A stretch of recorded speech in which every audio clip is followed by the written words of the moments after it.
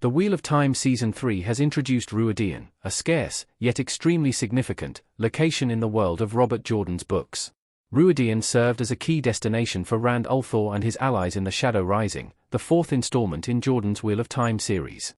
Recognized as a sacred site for the Aiel, Rhuidean was where Rand needed to go to prove that he was the Kare Khan, the Aiel's chief of chiefs.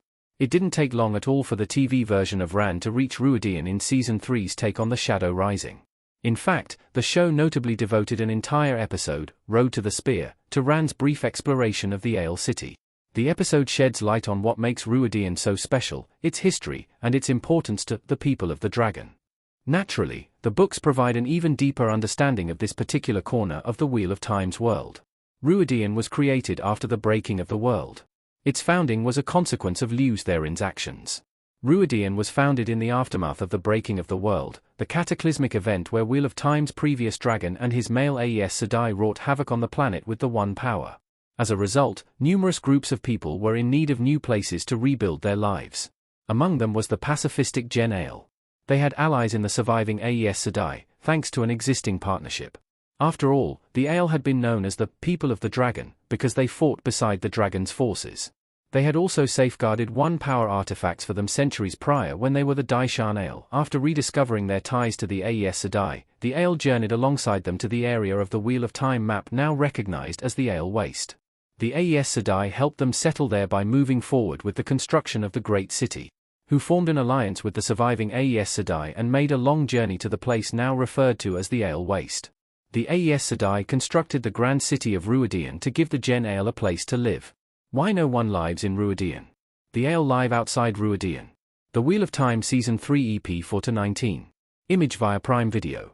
Despite the great plans for Rhuidean, it never truly became the perfect sanctuary for the Aiel it was once meant to be. This was due to several contributing factors, one of which being the evolving culture of the Aiel.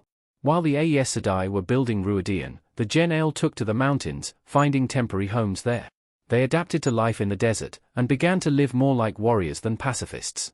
Those that didn't change struggled to survive, as evidenced by Rand's memory of Luwin and his exile from the Gen Aiel in Episode 4. Consequently, the Aes Sedai recognized the problems of the Gen Aiel, and the reality that they were better off in the desert and mountains.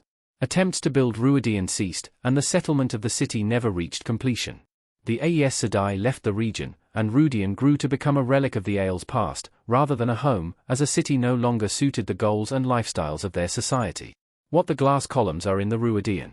They work differently for men and women. Janduin in Wheel of Time. Complete or not, Rhuidean stands out as an important landmark in the Aiel Waste, given the unique nature of the city. Found in Rhuidean are a multitude of mysterious glass columns. Much like the silver arches found in the White Tower that the Aes Sedai use as accepted tests, the glass columns of Rhuidean are terangrial, objects imbued with the One Power in the Wheel of Time.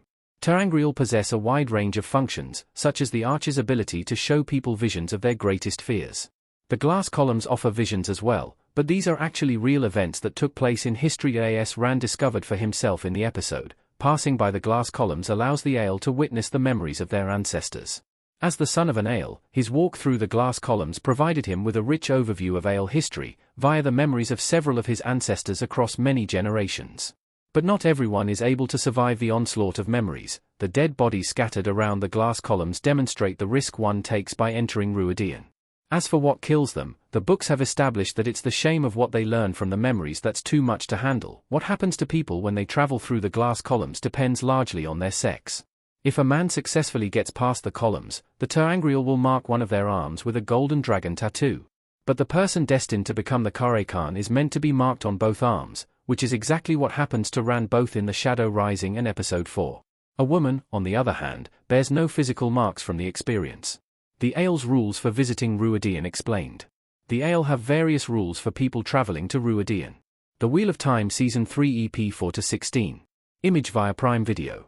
Although the Aiel don't live within Rhuidean, they've made it a cornerstone of their culture, having made several rules regarding entry to the city. Aiel customs dictate that only men planning to be chiefs and women planning to be wise ones can enter. Women can enter Rhuidean twice in their lifetimes, with their first visit being to the terangrial rings that Moiraine and Aviendha encountered, and the second being to the glass columns. Meanwhile, men only go through the glass columns and aren't allowed to return afterward. When it comes to outsiders, it's understood that people who aren't Aiel shouldn't be privy to what goes on in Rhuidean. Discussion of the city with them is forbidden in the Wheel of Time. Their entry into the city is likewise against Aiel tradition. But the events of the Shadow Rising prove that exceptions can be made. Moiraine entered Rhuidean in the show and the book, and Matt Cawthon was permitted entry in the book version of the story.